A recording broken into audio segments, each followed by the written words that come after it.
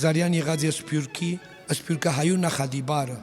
որովհետև ապրած է հայ եւ օտար աշխարհներու եւ լեզուներու եզրակցին, միաժամանակ պահպանած եւ հասարակություն երկու աշխարհներու միջև, խորաբես մուտք գործելով հանրահանտերց եկուքին մեջ, առանց երբևէ գործունեելու մեկը կամ մյուսը, անգամ որ իր երասարտության կդած է բանալին, որ վիդաներ դեպի հայկականություն։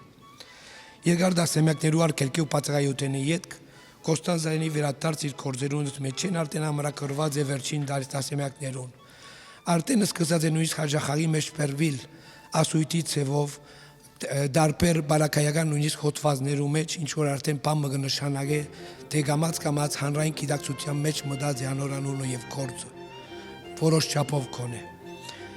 Ի վերջո եթե ընդունենք, որ ոչ միայն Զարյան շփում ունեցած է համաշխարհային քրագանության մշակույթի մեծերուհետ, այլ նաև որ համաշխարհային քրագանության մագարտակի գրող մգրնասեպվիլ, այդ կբահանջի նաև համապատասխան մագարտակի վերաբերմունք։ Անոր ժառանգությունը արժանի յուրացվելու եւ ճիշտ հասկացվելու։ Անոր արտիականությունը մեզի հաղորդ կդարձնե մեր ճանապարհի ուղենիշներուն։